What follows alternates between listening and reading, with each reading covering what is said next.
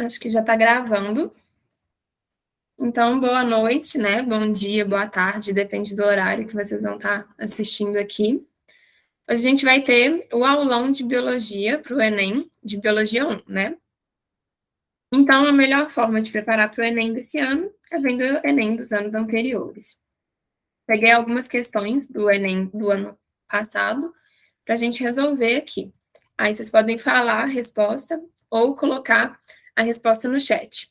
Quem estiver assistindo o vídeo gravado, a gravação, eu recomendo que pause o vídeo, tente responder e depois dê play no vídeo de novo para poder ver qual que foi a resposta. Então vamos ler essa questão aqui juntos. Organismos autótrofos e heterótrofos realizam processos complementares que associam os ciclos do carbono e do oxigênio. O carbono fixado pela energia luminosa ou a partir de compostos inorgânicos é eventualmente degradado pelos organismos, resultando em fontes de carbono, como metano ou gás carbônico. Ainda, outros compostos orgânicos são catabolizados pelos seres, com menor rendimento energético, produzindo compostos secundários, subprodutos, que podem funcionar como combustíveis ambientais. O processo metabólico associado à expressão combustíveis ambientais é A. Fotossíntese. B. Fermentação. C. Quimiossíntese. D. Respiração aeróbica ou E. Fosforilação oxidativa. Vou dar um minutinho aí para vocês responderem aí no chat.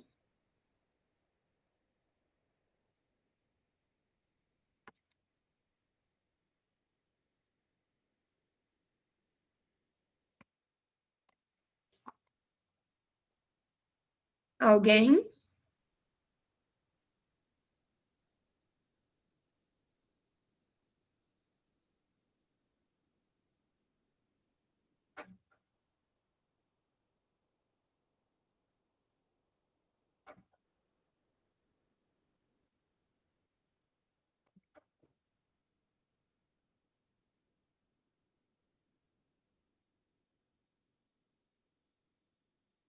Não?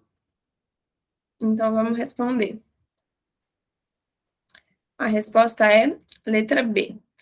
Por quê? Porque a gente viu aqui, né? O carbono fixado pela energia luminosa ou a partir de compostos inorgânicos é eventualmente degradado pelos organismos, resultando em fontes de carbono, como metano ou gás carbônico.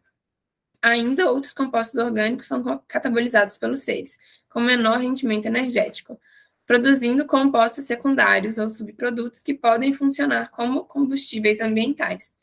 Isso, pessoal, esse processo de obtenção de energia, que tem um menor rendimento, né, e que é feito sem a utilização de oxigênio, e, portanto, ele tem aí esse energético, nesse caso, ele é denominado fermentação, né, ou respiração celular anaeróbica, que é o que a gente viu aí nas aulas de bioquímica, né? Como a gente não tem a opção de fermentação celular anaeróbica aqui, a gente tem que estudar fotossíntese, quimiossíntese, respiração aeróbica e fosforilação oxidativa. Nossa resposta é B, fermentação, tá? Então vamos ler a próxima questão. Eu deixei aqui em cima qual que é o conteúdo que a questão está abordando, porque aí se vocês tiverem dúvidas, vocês podem ir lá no Classroom e procurar especificamente quando que eu dei essa aula, para poder aí dar uma lembrada, né? Uma refrescada na memória. Então vamos ler essa pergunta aqui. Em certas anemias hemolíticas, estão presentes no sangue circulante algumas hemácias esféricas, esferócitos, que se rompem mais facilmente que as hemácias normais em soluções hipotônicas. Essa fragilidade é proporcional ao número de esferócitos presentes. Em um laboratório, foi realizada a determinação da fragilidade osmótica de 5 amostras distintas. Os resultados obtidos estão representados na tabela em um percentual de hemólise. Qual amostra apresenta o maior número de esferócitos? A amostra 1, que aqui, né, aqui é uma concentração de NaCl. Então, em 1% até 0% aqui de concentração de NaCl, a gente vê as diferentes, né, proporções da hemólise nessa amostra aí de células sanguíneas. Então, vou dar um minuto também, mais uma vez, para vocês analisarem aí a tabela, agora que eu expliquei o que é a tabela, e darem suas respostas. Se alguém quiser falar no chat, se alguém quiser abrir o microfone para falar, pode ficar à vontade.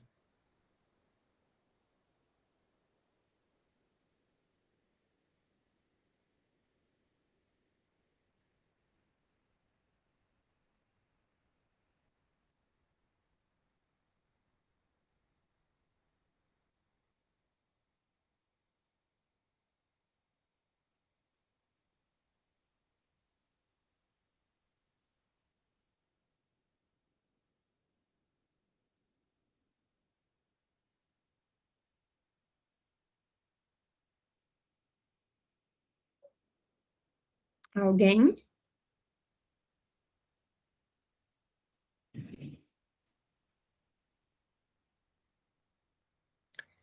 Então, vamos ver a resposta. A resposta é a letra C, a amostra 3, tá? Por quê? A amostra 3 apresenta maior número de esferócitos do que as outras amostras, porque a porcentagem de hemólise já começa numa concentração de 0,85 e chega aqui a 100% de hemólise, né? Na concentração já de 0,55, enquanto as outras amostras, elas apresentam hemólise a partir de concentrações maiores, né?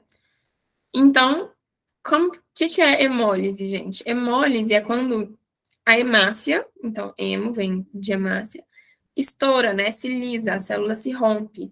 Então, lise disso. E lembrando, quando que acontece isso? Acontece quando a hemácia está em um meio que está mais concentrado, ou seja, a hemácia ela está mais concentrada do que o meio que ela está ali presente.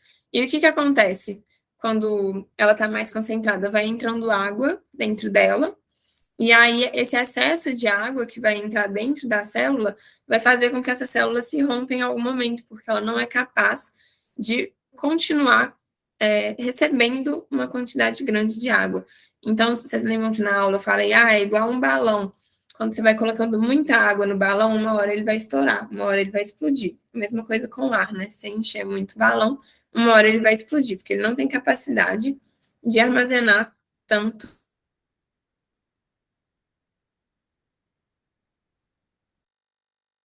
Próxima, do RNA mensageiro presente em um gene de um fungo, constituída de 7 códons, está escrita a seguir. Então, aqui, né, códon 1, 2, 3, 4, 5, 6, 7. Pesquisadores submeteram a sequência a mutações independentes. Sabe-se que os códons UAG e UAA são terminais, ou seja, indicam a interrupção da tradução. Então, aqui a gente tem um UAG, né?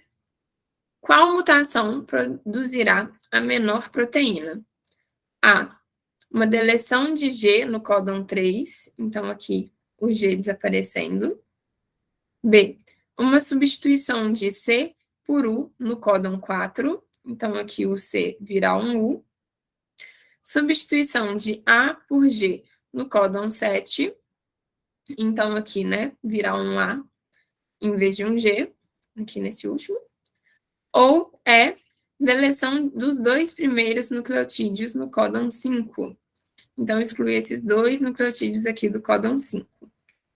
Alguém quer tentar falar a resposta? Vou dar um minuto aí para vocês lerem de novo a questão e tentarem descobrir a resposta. Se alguém quiser tentar a resposta, pode colocar aqui no chat ou abrir o microfone e falar. Pode ficar à vontade.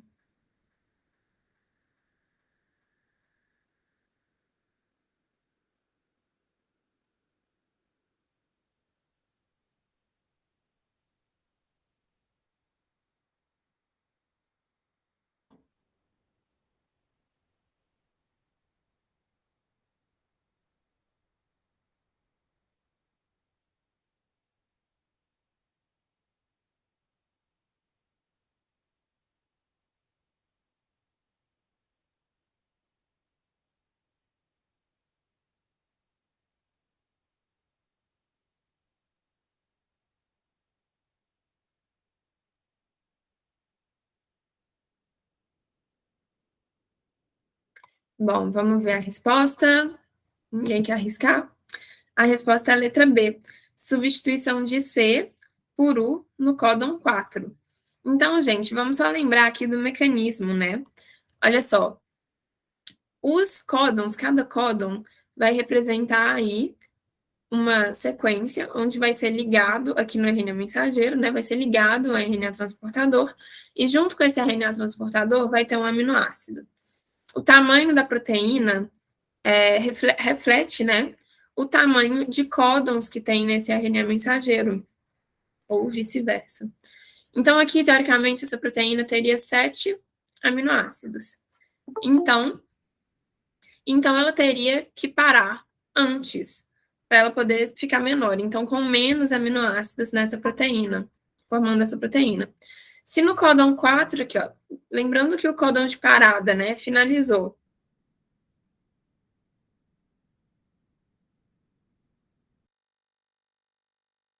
Sete, teriam seis aminoácidos. Ou o A, se a gente pega aqui o códon C, ó, o códon 4, que aqui tem um C, se a gente troca aqui por um U, ele passa a ser UAA. E aí, essa proteína passaria a ter o quê? 3 aminoácidos, né? Então, aqui, o códon 4 passaria a ter um códon terminal, e essa proteína teria só 3 aminoácidos em vez de 6 aminoácidos, metade do tamanho dela. Beleza? Vamos continuar, então. Como que vocês preferem? Vocês preferem que eu só explique a que é a resposta, ou vocês preferem que eu explique todas as outras também, falando do porquê que essa não é a resposta? Eu tô falando só da resposta para a gente economizar tempo, já que vocês não estão tentando responder aí. Porque aí, se a gente tivesse alguma resposta errada, a gente ia, explicava, qualquer coisa eu voltava na aula e a gente falava. Mas vamos passar para a próxima questão, que também é de genética. Então, uma informação genética, que é um fragmento de DNA nesse caso, ela pode ser inserida em uma outra molécula de DNA diferente.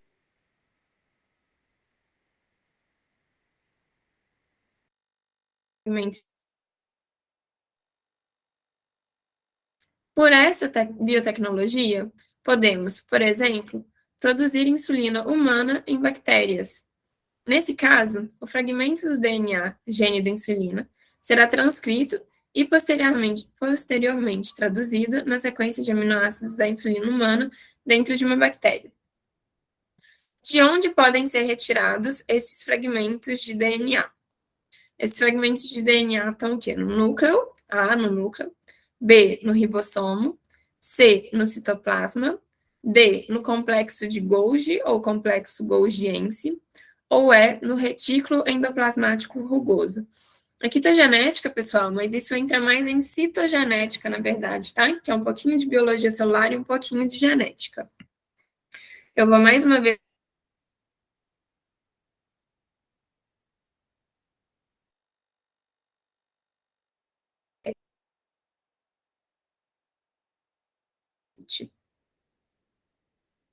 48 segundos agora.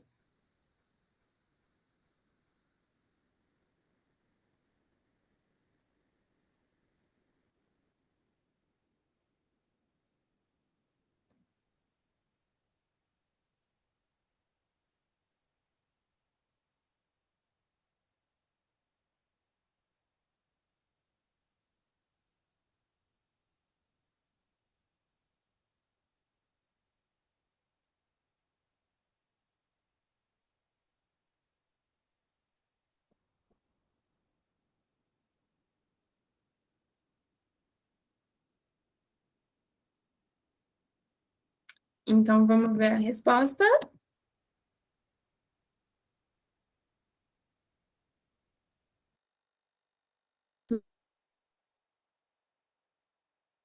Está presente aí no núcleo das células, que está envolta por uma membrana nuclear, lembra?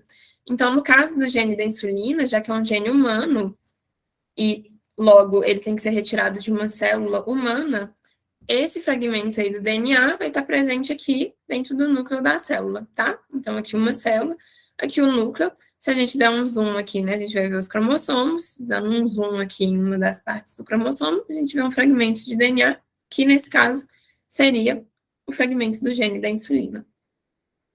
Vamos para a próxima questão. A deficiência de lipase ácida lisossômica é uma consequência hereditária associada a um gene do cromossomo 10.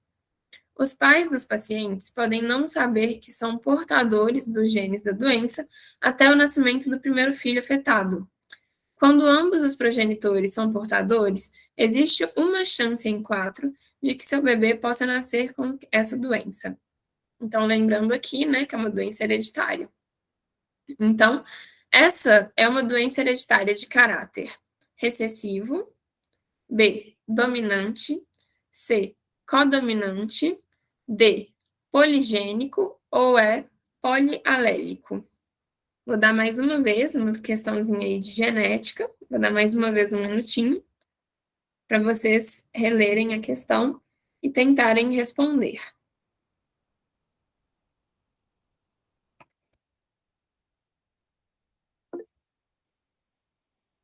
Dominante, então letra B. Alguém mais tem alguma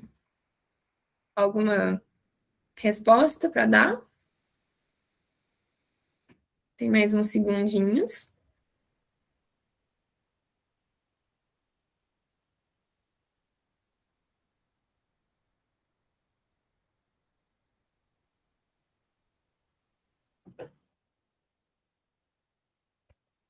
Vou aproveitar para tirar meu cachorro daqui, que ela fica nesse vai e vem aqui a aula toda, que vocês já estão acostumados. Acho que também é dominante. Dominante. Então, vamos ver, rufem os tambores. É uma doença de caráter recessivo, na verdade, tá? Porque se os pais são portadores e eles não são afetados, se eles fossem tanto heterozigotos quanto. Já que eles têm uma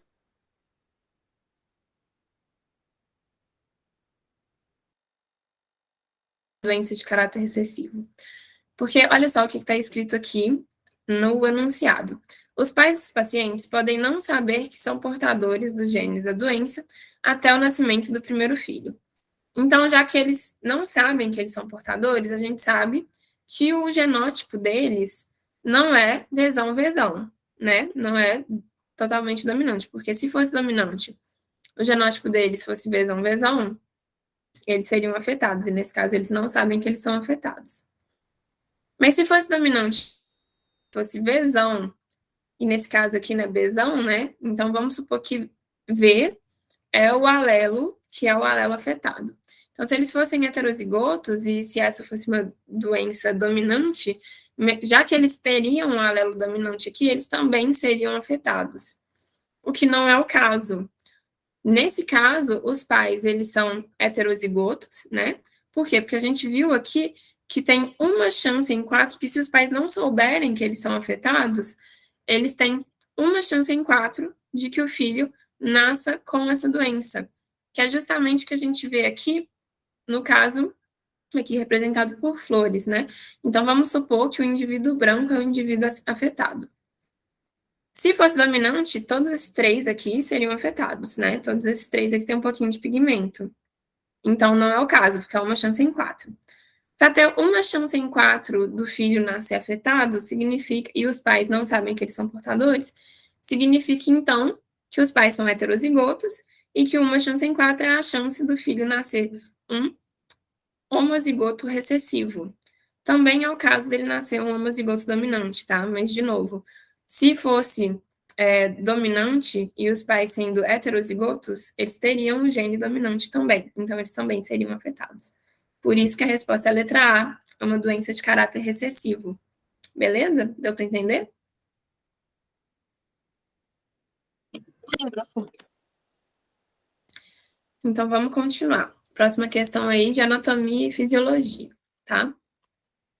Um estudo demonstrou que o bisfenol A, composto usado na fabricação de materiais plásticos associados a uma longa lista de doenças, impediu a ação das desiodases, enzimas que atuam na transformação do hormônio T4 em T3.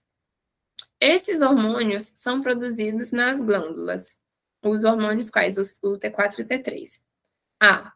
Paratireoides. B. Pancreática. C. Tireoide. D.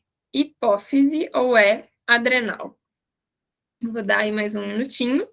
Essa está na nossa aula de fisiologia, na parte de hormônios, né? Na parte de sistema endócrino.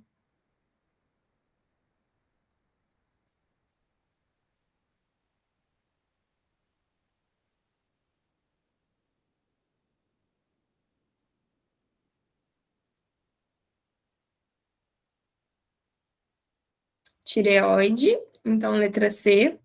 Alguém mais?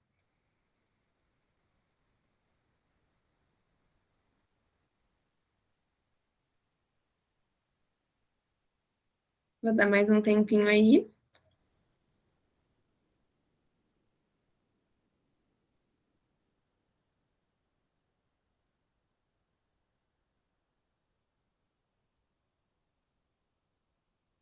Acho que é a. A, paratireoides. Então vamos ver a resposta. A resposta é a letra C mesmo. Os hormônios T3 e T4, né, eles são realmente produzidos aí pela glândula tireoide, que está bem aqui, mais ou menos na altura, nessa altura aqui do pescoço, né? A gente viu lá que a hipófise, ela vai também regular aí a concentração desses hormônios e a liberação desses hormônios no sangue. As paratireoides, olha só, vou tentar puxar o slide aqui para vocês verem. Vocês estão vendo o slide? É fácil de Sim. confundir, porque as glândulas paratireoides, né, elas estão aqui colocalizadas com a tireoide, né? Então, elas são pequenas glândulas aqui, olha, 4 pequenas glândulas que estão aí perto da tireoide. Só que o hormônio que é produzido por essas glândulas, na verdade, é o paratormônio. E ele ajuda a regular aí o cálcio no sangue, né? Então, é exatamente tireoide essa resposta. Beleza?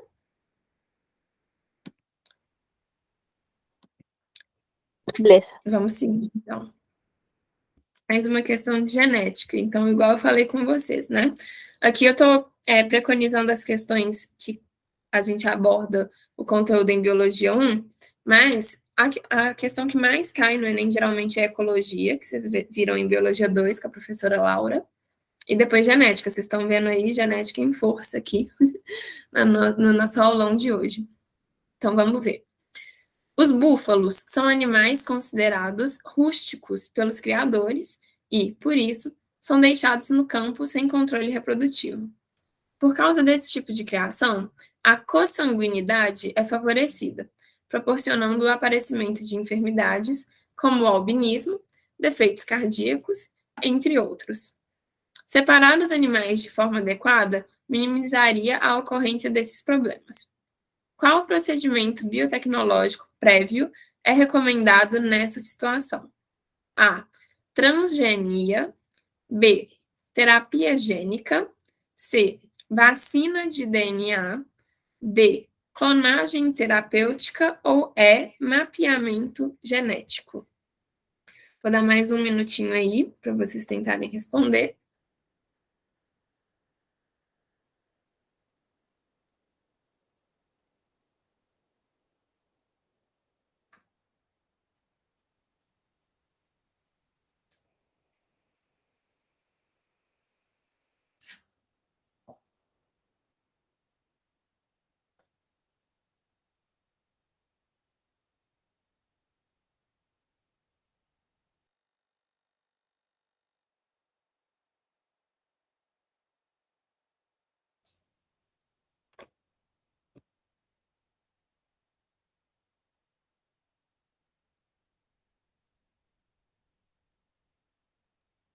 Vamos ver aqui a questão juntos, então.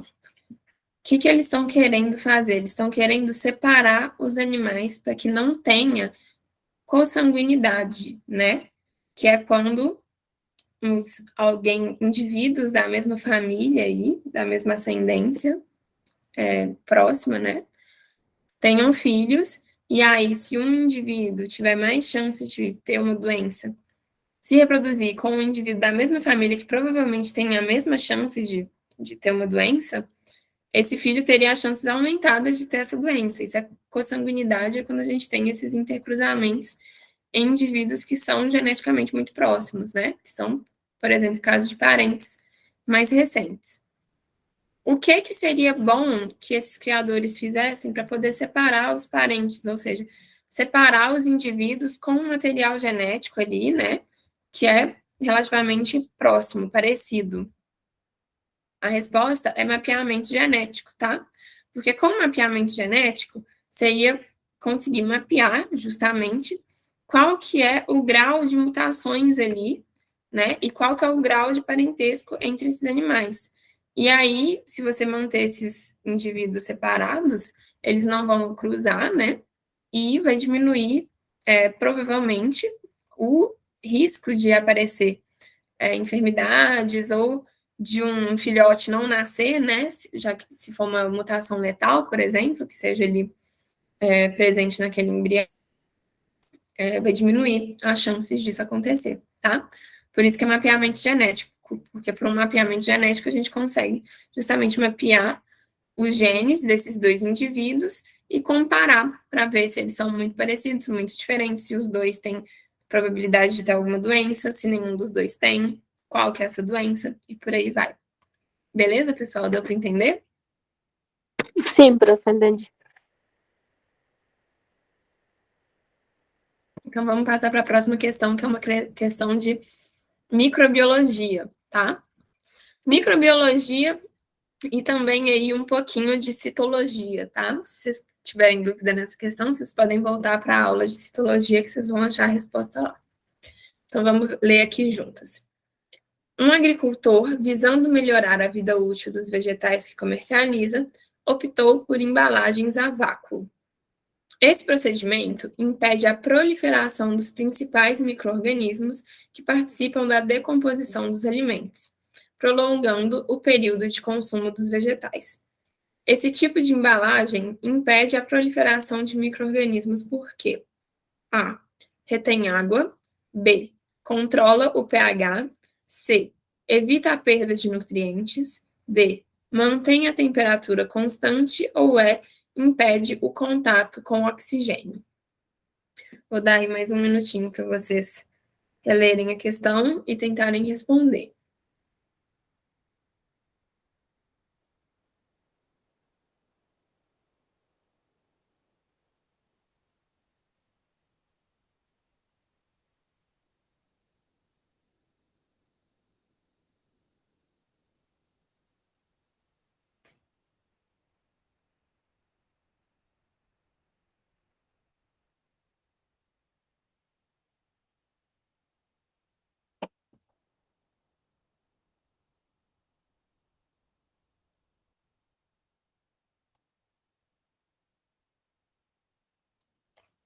Alguém? Profe, que é vácuo? Vácuo. Vácuo é quando você tira todo o ar ali de algum ambiente.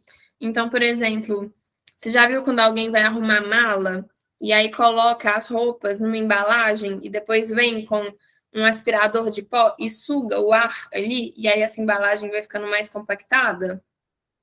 Isso a gente fala que é uma embalagem a vácuo. Eu acho Quando que você é, prof. é alguém mais? Deu para entender que é vácuo? Sim. Não, profe, desculpe, lo que pasa es que no escuché bien por el audio. ¿Puede falar outra vez? Vácuo é quando você tira todo o ar ali que está naquele recipiente, tá?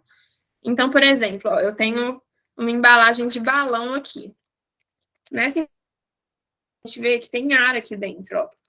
Se eu fechasse ela bem fechadinha aqui, pegasse um aspirador de pó e sugasse o restante do ar que está aqui dentro, e aí ela ia ficar bem fininha, sem ar nenhum aqui dentro, eu falo que eu embalei isso a vácuo, tá? Que os balões estão embalados a vácuo, eles não estão mais em contato com o ar.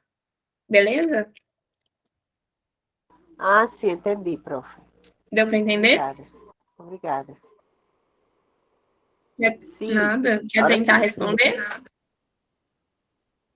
Já lá, espera um momentinho, já. Eu não ouvi. Mas então vamos lá, falaram letra E. Ay, profe, bueno, acho que puede ser la E, y A E porque também? como Isso fala mesmo. de, sí, yo acho que la E porque como impide el contacto con el oxígeno, entonces con la explicación que usted me dio, ya entendí. Isso. Igual a gente viu, né?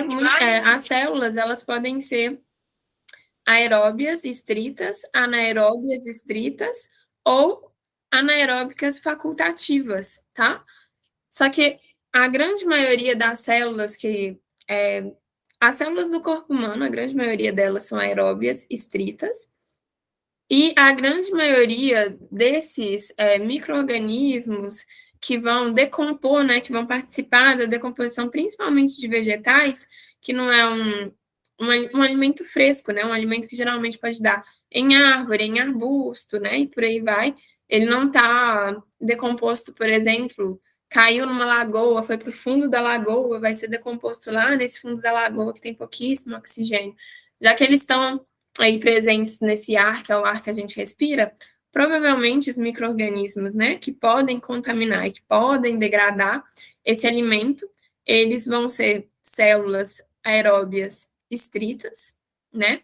E aí, justamente, embalar esses alimentos a vácuo ajuda a poder conservar, né? Aumenta, dá um prolongamento desse período de consumo desse vegetal, justamente porque vai impedir que os micro-organismos que já estão presentes naquele vegetal tenham seu metabolismo ativo, eles vão morrer, os micro-organismos que estão ali, e também impede com que outros micro-organismos, né, cheguem ali naquele vegetal. Mas no caso, a gente está falando só do metabolismo. Então, é por causa disso que impedir o contato com o oxigênio é uma boa opção, tá?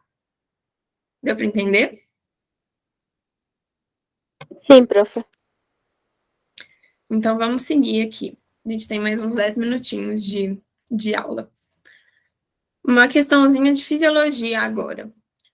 Um dos exames clínicos mais tradicionais para medir a capacidade reflexa dos indivíduos é o exame do reflexo patelar. Esse exame consiste na estimulação da patela, um pequeno osso localizado na parte anterior da articulação do joelho, com um pequeno martelo. A resposta reflexa ao estímulo é caracterizada pelo levantamento da perna em que o estímulo foi aplicado. Em qual região específica do sistema nervoso coordena essa resposta? A, a ponte, B, a medula, C, o cerebelo, D, o hipotálamo ou E, a neurohipófise. Vou dar mais um minutinho aí para vocês relerem a questão e tentarem responder. Ay, profe, ahí descarté la B, descarté la C y descarté la hipotálamo. Descarté la B, descarté la C. Ahora ahí fiqué entre la D, hipotálamo, la D, la E. Ay, Dios. ¿No será la D, profe?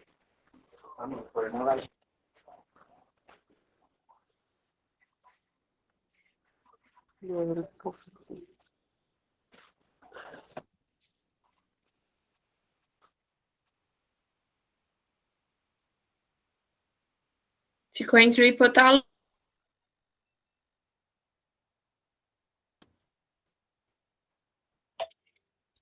Acabou nosso tempinho aqui. Eu coloco no timer, mas eu tento desligar antes. Então, vamos ver a resposta aqui. Na verdade, pessoal, a resposta é a medula, tá? O hipotálamo, ele é uma parte aí que está no cérebro que ele vai integrar o sistema nervoso com o sistema endócrino. Então, ele não está envolvido com o reflexo, como que chama, gente? Reflexo patelar. Olha só, se vocês forem lá na aula de fisiologia, na verdade, acho que isso daqui está na nossa aula de histologia, na hora que a gente está no sistema nervoso, que é a última parte do módulo de histologia, tá? Quando, aqui, olha, quando o martelo vai tocar esse tendão aqui, né, patelar, esses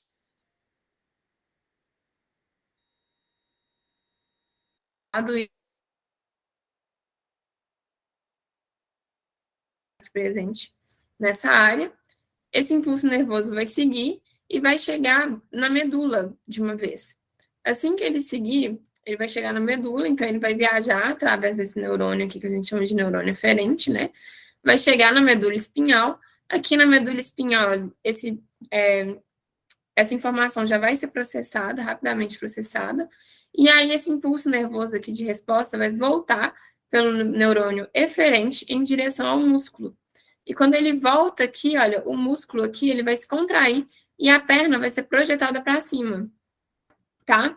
Então, esse ato do arco reflexo patelar, ele, na verdade, é só a captação desse neurônio, que é desse estímulo para um neurônio sensorial, ele vai conduzir essa informação para a medula espinhal, e aqui mesmo, ela já vai dar uma resposta para o neurônio motor aqui desse músculo, provavelmente aqui é o reto femoral, e ele vai contrair, no que ele contrai, ele vai puxar a perna para cima aqui, ó, vai puxar isso daqui para cima.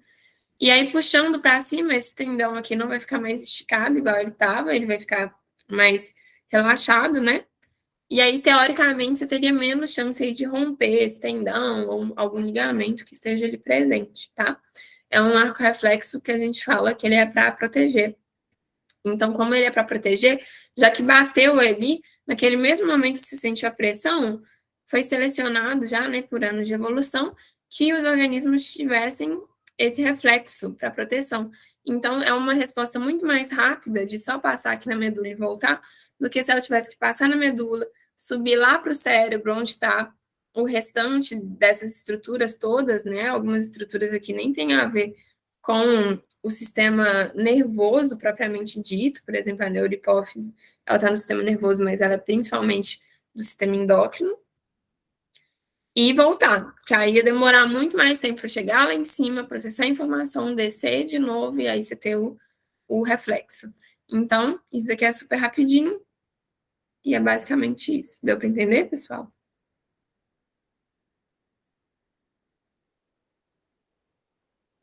Então, vamos seguir. Agora, uma questãozinha de microbiologia, outra. Em uma aula de métodos físicos de controle do crescimento, foi realizada uma experiência para testar a ação do calor sobre duas espécies bacterianas, a Escherichia coli, ensaio A, e a Bacillus subtilis, ensaio B. Nesses ensaios, foram adicionadas 2 gotas de cultura pura de cada uma das espécies em tubos de ensaio contendo meio nutritivo previamente esterilizado. Posteriormente, os tubos foram submetidos aos seguintes tratamentos. Tubo 1, tubo controle, não teve tratamento nenhum. Tubo 2, fervura em banho-maria por 5 minutos. Tubo 3, fervura em banho-maria por 20 minutos. E tubo 4, que é uma autoclavação, que é um processo de esterilização com calor muito intenso e com vapor de água. Então, a gente fala que é um calor úmido. Após 48 horas de incubação, foi realizada a leitura dos ensaios, obtendo-se os seguintes resultados de crescimento microbiano. Então, no tubo 1, a E. coli cresceu e o Bacillus subtilis cresceu também. No tubo 2, E. coli cresceu e o bacilo também cresceu, Bacillus subtilis. No tubo 3 e no tubo 4, a E. coli não cresceu. No tubo 3, o Bacillus subtilis cresceu e no tubo 4, o Bacillus subtilis não cresceu. A experiência para testar a ação do calor sobre as duas espécies bacterianas demonstrou que a. Ambos os micro-organismos são resistentes à autoclavação. Então, autoclavação tubo 4 aqui. B. Ambas espécies têm resistência à fervura por 5 minutos. Fervura por 5 minutos, tubo 2 aqui. C. A bactéria E. subtilis é sensível à fervura em banho-maria. D. A bactéria E. coli é mais resistente ao calor do que B. subtilis. Ou E. Os 2 micro-organismos são eliminados pela fervura por 20 minutos. Tubo 3. Vou dar um minutinho aí.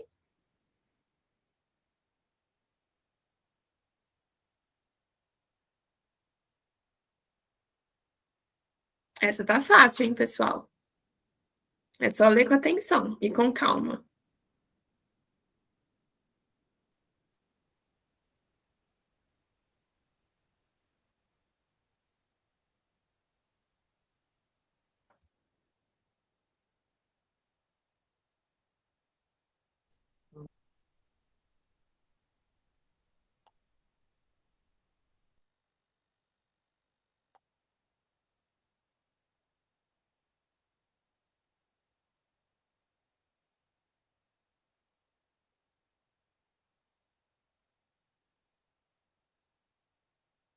Ninguém quer tentar?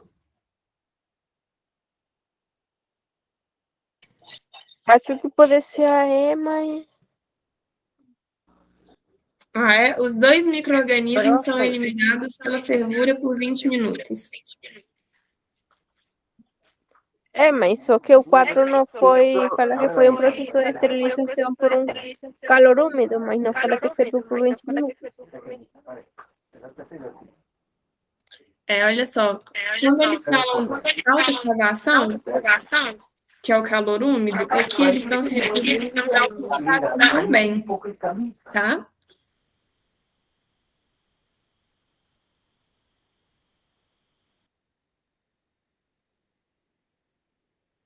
Vamos aqui, questão por questão, vamos juntas aqui, olha. Vamos ver se essa daqui é a verdadeira. Ambos os micro-organismos são resistentes à autoclavação. Ser resistente significa o quê, pessoal? Significa que eles crescem, mesmo depois da autoclavação. A autoclavação foi o tubo 4.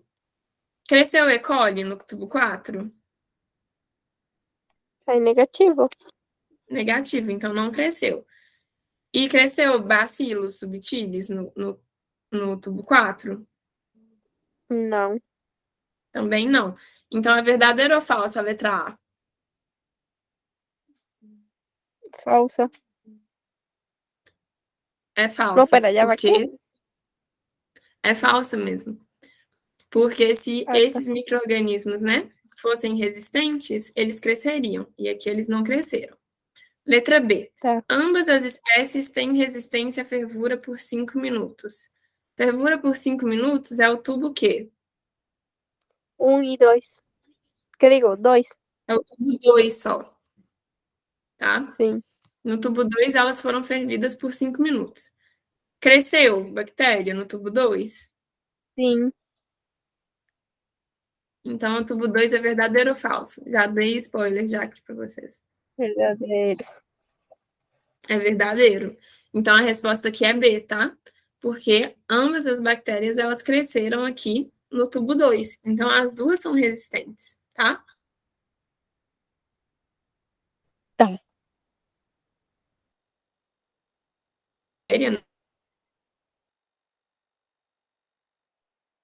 Aqui de uma vez. A bactéria E. coli é mais resistente ao calor? Não é, porque ela já morre aqui com uma fervura de 20 minutos, enquanto a outra cresce. E os dois micro-organismos são eliminados pela fervura de 20 minutos? Não são. Olha só, a B. subtilis cresce depois de uma fervura de 20 minutos, que é o tubo 3. Então, a resposta é a letra B, tá bom? Vamos ver mais uma questãozinha aí envolvendo microbiologia.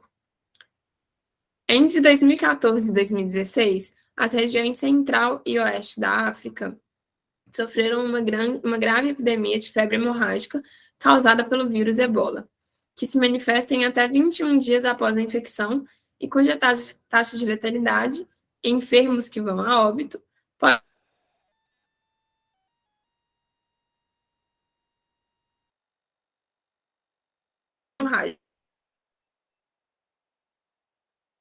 incubação menor, de até 10 dias, apresenta a taxa de letalidade abaixo de 1%.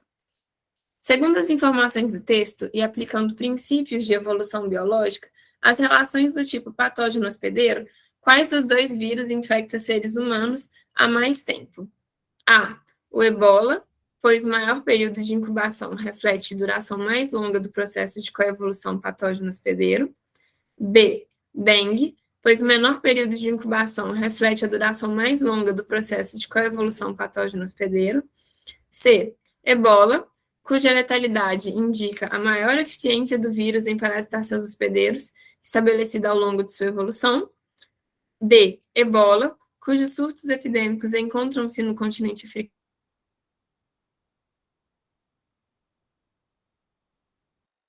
cuja letalidade eficiência do vírus em parasitar seus hospedeiros, estabelecida ao longo da coevolução patógeno-hospedeiro. Vou dar aí mais um minutinho para vocês lerem de novo e tentarem responder a questão.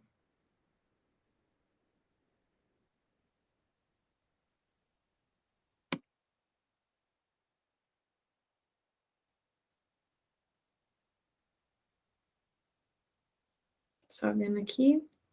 A gente vai ter mais tempo para uma ou duas questões no máximo, depois dessa daqui.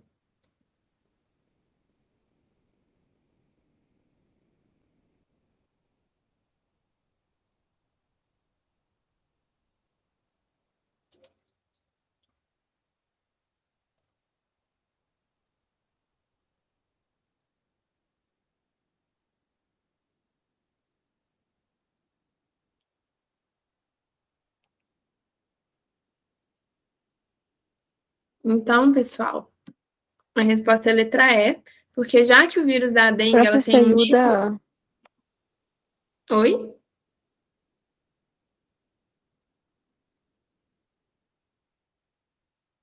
que acontece? Já que o vírus da dengue, ele tem uma menor taxa de letalidade, né? O que significa? Significa que ele mata menos o hospedeiro, e com o hospedeiro vivo e infectado por mais tempo, esse vírus tem a chance de ser transmitido para mais pessoas, tá? Então, a resposta aqui nesse caso é a letra E. Vamos? Vocês querem parar por aqui? Vocês querem fazer mais um pouquinho? A gente pode passar para as questões do Enem de 2020 que entram, estava tentando olhar aqui onde que elas estão, mas que entram na matéria de Biologia 2 também. Vocês querem fazer mais algumas? Vamos fazer mais algumas? Slide 60. Não sei, profe. Vou ficar hasta agora, profe, porque eu ser professor de mudança e eu tenho que seguir arrumando as coisas aqui, porque cedo vienen a pegar então tá bom. todas as Então coisas. depois eu passo a aula para vocês com respostas. Tá bom, profe. Muito obrigada. Pode ser? Por nada. Então, muito obrigada pela atenção. Por hoje é isso. Eu vou postar o aulão com as respostas. Se vocês tiverem mais qualquer dúvida que seja, se vocês quiserem relembrar conteúdo da aula de novo, fazer qualquer coisa, vocês podem me avisar lá no grupo. Que Obrigada semana a que você, vem, profe. nada, semana que vem e na próxima a gente ainda tem aula. Aí a gente pode ir tirando dúvidas aí até o Enem, tá bom? Tá bom, profe. Obrigada. De todas maneiras, eu vou olhar outra vez este conteúdo que você deu hoje. Porque en verdad yo no he tenido tiempo y tampoco he estado de hace mucho tiempo estudiando. Ahora fue que Tá bom, comencé. profe. Obrigada. Então, aí eu vou começar a olhar bem para estudar melhor, tá bom? Obrigada, viu? Tá joia. Boa noite, então. Bom descanso. Um beijo para vocês. Até a próxima aula.